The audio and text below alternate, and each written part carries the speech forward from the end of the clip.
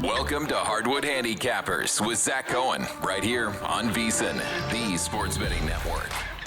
This is Zachary Cohen, VSiN.com senior editor with another episode of Hardwood Handicappers. Today is Tuesday, February 3rd. We are recording this at 10 a.m. Eastern, and we have a lot of picks for tonight. I have 6 picks for this evening, and we are going to get started with the Nuggets and the Pistons, but I do want to say that we are going to talk a little bit about James Harden and those rumors at the end of the show, with the rumor that he might be getting traded to the Cavaliers or just being traded in general.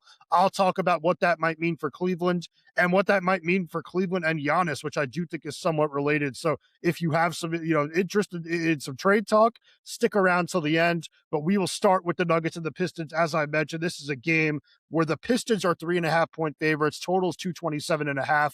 I'm reading you DraftKings Sportsbook lines as of 10 a.m. Eastern. As I said, they might change by the time you listen to this, but make sure you're shopping around because the play that I made in this game is Denver +5 at -115. And this is a game where I would take Denver at anything +3.5 or better, but I was able to find a 5. And I think that you might be able to find a 5 as well. And the reason that I like this is just I'm not overreacting too much to what we saw when the Nuggets lost to the Thunder the other night. I know that was a home loss, probably a game that you'd expect them to be a little bit closer, but I do think that they're, kind of working things out now that Nikola Jokic is back in the lineup, but I do expect that to be a pretty quick ramp up.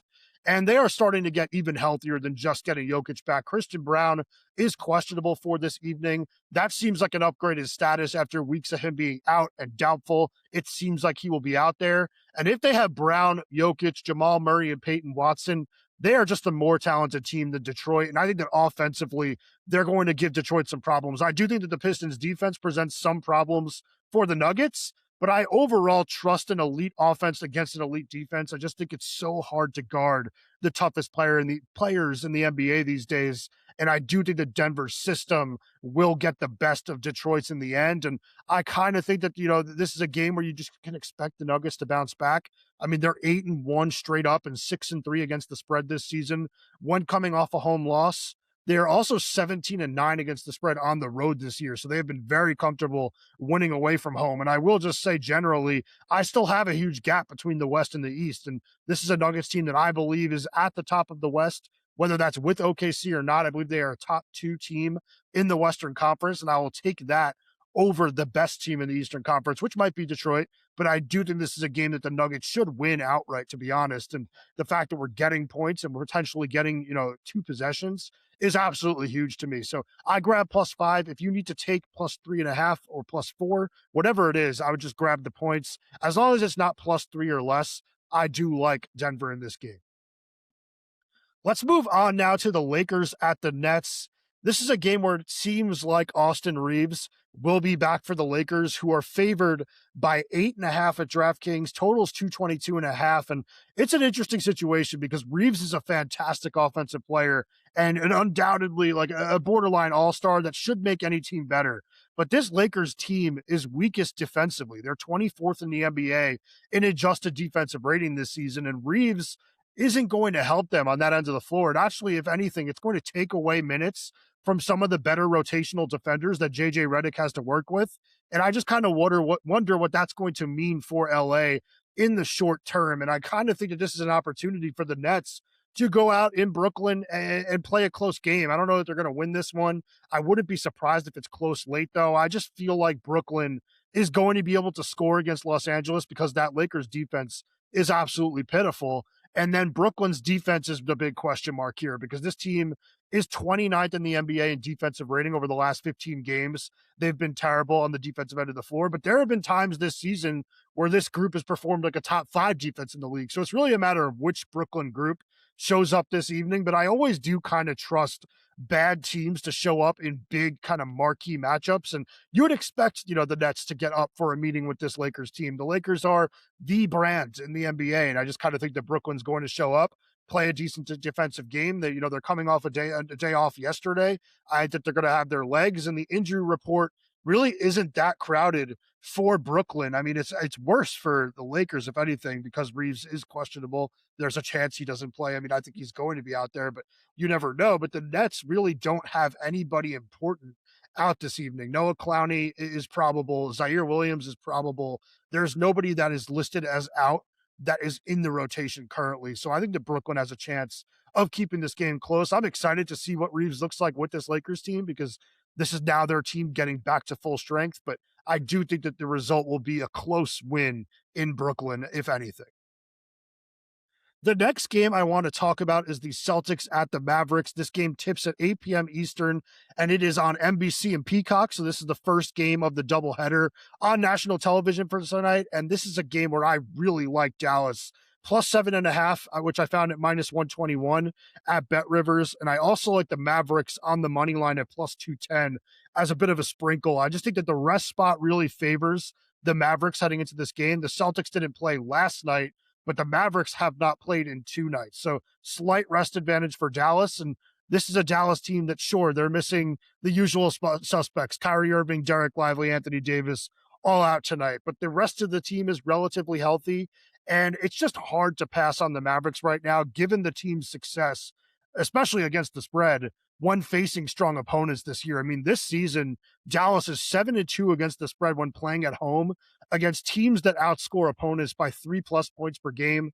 They're also 9-5 against the spread at home versus teams with winning records. You could add on a little bit more to that with 2-1 both straight up and against the spread when playing with 2 days of rest, and 4-2 straight up and 5-1 against the spread when playing 6 or fewer games in 14 days. So this team is really well rested right now. They're playing a winning team, which has been good under Jason Kidd this season. Also had 5-1 against the spread as home underdogs of 6.5 to 12. There's just a lot of trends that are working in Dallas's favor. And then I'll add that, like, it's not just the trends. Like, this team has just been playing really well. Cooper Flagg doesn't just look like the rookie of the year. He looks like an all-star. I know that it's too late for him to make the all-star team. He didn't make it, but he has played for the last 2 weeks or so like an actual all-star and is definitely given Dallas, just some real life, both with the team, the fan base, everything. The fact that he does look like a genuine franchise changer has to make the Mavericks fans feel a little bit better about the awful Luka Doncic trade. But overall, I just really like the way that this team is playing. And as long as they have guys healthy, like Max Christie, like Najee Marshall, like, this team should be competitive. And I think that they're going to keep this game close against the Celtics tonight. And I do think that there's a chance that they end up winning just because of how strong that they have been at home this season and how strong they've been playing lately in these games against kind of, bigger opponents. They get up for these games and they have the roster that is capable of contending with these teams. So I do think this is a game that will end up being close. We're getting ready for Big Game 60 with a big deal to match. Save $60 off a VSiN Pro annual subscription when you sign up using promo code HARDWOOD, all one word. Become a VSiN Pro annual subscriber. Bet smarter all year long with full access to our daily best bets from VSiN hosts and guests, real-time DraftKings and Circa betting splits, AI-powered prop tools and matchup analysis, 24/7 video and full show replays on the VSiN Watch app, plus all of our betting guides and expert picks for the Super Bowl and upcoming March Madness. Don't miss out on the big game deal. Visit vsin.com/subscribe and use promo code HARDWOOD to save $60 off a VSiN Pro annual subscription today. That's vsin.com/subscribe, and the promo code is HARDWOOD, HARDWOOD. As I said, you get more picks from me over at vsin.com than you get on this podcast, so always a good time to be a VSiN Pro subscriber if you like my NBA handicapping, but I'm also doing everything for the website. I'm doing football, I'm doing tennis, so if you like everything that I'm working on, head over there, but also my talented colleagues are covering you with every sport. I mean, March Madness is right around the corner. We'll be working hard on that. The MLB season is sneaking up on us, and Adam Burke, my managing editor, does a great job with the MLB betting guide. So if you are a baseball fan, now's the time to join the VSiN Pro as well. But we have you covered with absolutely everything. So make sure you check out what we have to offer, especially now that we have this great deal. Let's talk now about the Bulls at the Bucks. This game tips at 8 p.m. Eastern. This is a game where the Bulls are 2.5-point road favorites. Totals 223.5. And honestly, I do have a slight lean on Chicago just because Milwaukee has been completely lifeless without Giannis Antetokounmpo. No matter who the opponent is, they have been getting blown out, and it's just kind of been, disappointing to watch.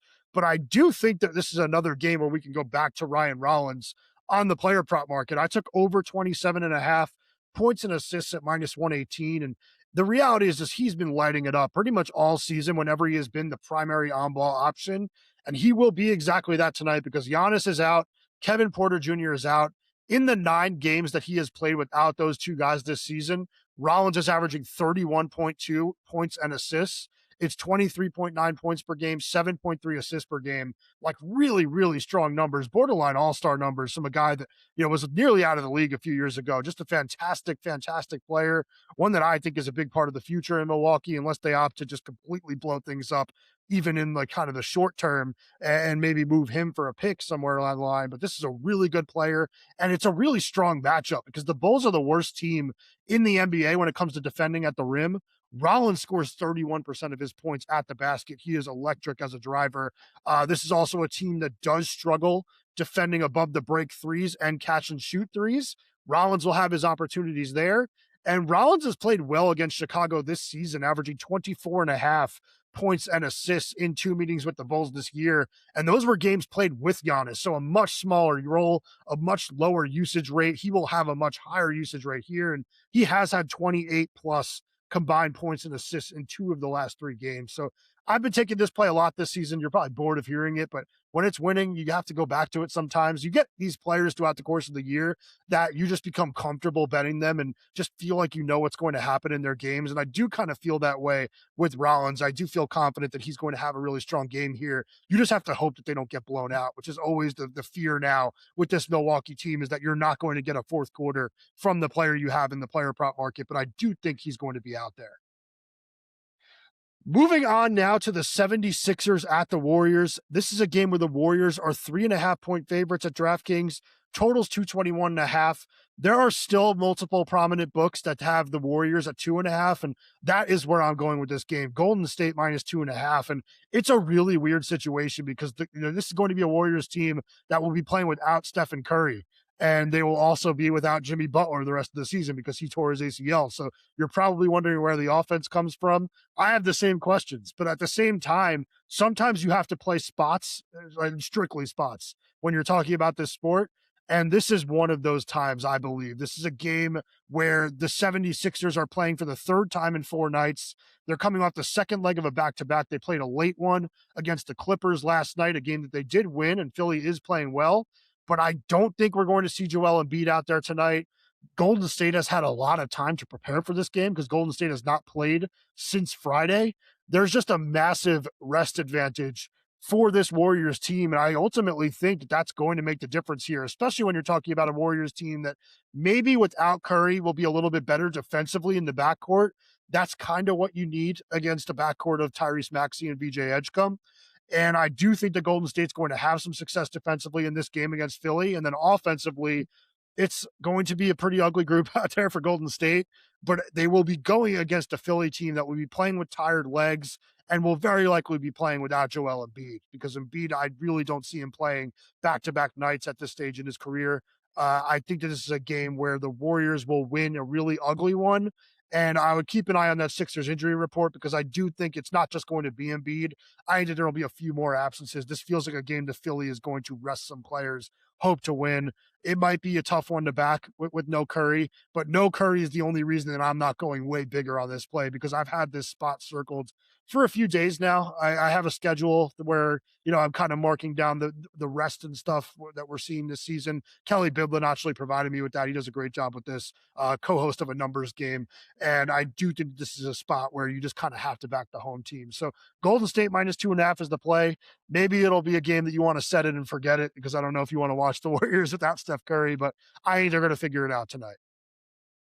Last game that I have a play for before I talk a little bit about the Harden stuff is the Suns at the Trailblazers. This game tips at 11 p.m. Eastern. It's that super late NBC Peacock doubleheader game where I don't know how many people on the East Coast are going to be up, but this is a game that I do think is going to be fun. I am a Suns fan. I'll be awake for it, but I don't have a side in this game. But what I am playing is Dylan Brooks over 22.5 points at minus 102. This is just another game where Phoenix is going to be without Devin Booker. He's still dealing with an ankle injury and he has not been reevaluated. They've not figured out the timetable for him to return. It is going to be soon. It's just not going to be tonight. And there's a chance that Jalen Green misses this game as well. But with or without Green, I do like Brooks to have 23 plus points. I just feel like in the games we've seen Brooks without Booker, it's been very clear who the top option for this Phoenix team is. And he's averaging 23.8 points per game in the 9 games that he's played without Booker this season. And this is a strange matchup because the Blazers are a really good defensive team and they force opponents to take kind of the shots that defenses generally want opponents to take. But those are also the shots that Brooks likes to take. So this is a team that is 27th in the NBA guarding pull-up jumpers, which is really fine. If you're doing a good job defending at the rim and defending the three-point line, if you're going to be bad somewhere, you'd want to be bad defending pull-up jumpers, defending long mid-range jumpers. But that's where Brooks kind of thrives. He scores 46% of his points on pull-ups. And I just kind of think that he's going to have a good game making difficult shots. And then I do think that while Portland is a good team defensively against threes and shots at the rim, I think you could count on Brooks to get a few there in regards to both. Like, I'd be surprised if he doesn't knock down 2 threes in this game. I think he'll also score a little bit at the basket. And I also think that Brooks will end up on the free throw line a little bit just because the usage rate's going to be so high. He has a really physical playing style. Like, you could expect him to be at the line a little bit in a game where he's playing as the number 1 option. Plus, with Green back, it's not exactly Green being back fully. Like, he is on a minutes restriction. They are being very careful with his hamstring, which he has injured now multiple times on the year, and they need to get him right the rest of the season. So they're not going to throw him out there and expect him to play 35 plus minutes. This will be Brooks's show, and I think he's going to have 23 plus, especially with this being a national TV game. This is a guy that absolutely loves a big stage, and I think he's going to put on a bit of a show and keep Phoenix in this one in a game where could really go either way. Like, I think the Suns are a much better team than the Blazers, but very different with no Booker. So it might be a really competitive game. It might be a game the Blazers win, but I think that Brooks will play well enough to not let Phoenix kind of go away. Attention any listeners who are new to VSiN, signing up for our free daily newsletter is a great way to catch up. Delivered straight to your inbox every morning, VSiN's newsletter offers picks, data, and strategies for the day's betting menu. Sign up for free now at vsin.com/newsletter and start receiving your free newsletter tomorrow morning. That's vsin.com/newsletter. Stay ahead of the game and bet smarter with VSiN. All right, well, I teased it before, and I don't want to keep you waiting any longer. I am going to talk now about some trade stuff. I do want to say we're going to do a trade special tomorrow morning. Not a special. We're going to do an episode of Hardwood Handicappers where we focus a lot on the trade deadline. I'm going to have Kelly Bidlin and Jonathan Von Tobel on with me. Might be a bit of a longer episode, but we're going to get into everything, whether that's rumored trades, desired trades, like trades we'd like to see, but the betting impact of trades. We're going to talk about all of it tomorrow morning. So we're going to do a little bit more on trades than we will be doing right now. And if you are a VSiN pro, you will go over to vsin.com and you will find plenty on trades from me. I'm going to be covering the trade deadline for the website. I'm going to be knocking out, articles on anything major that happens that kind of changes the betting landscape in the NBA. So if you like reading my work and you want to know what I have to think, what I have to say about trades, head over to vsin.com tomorrow. Or today, if you see big news drop, I'm going to jump on it. So over the next couple of days, be on high alert on vsin.com, and also head over to our, VSiN network where we're,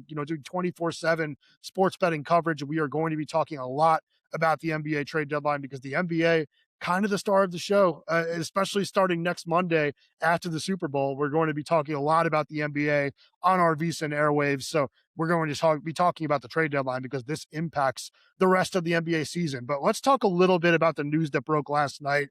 I saw a trade leak from the Twitter account mgrads at mgrads, like GRADS.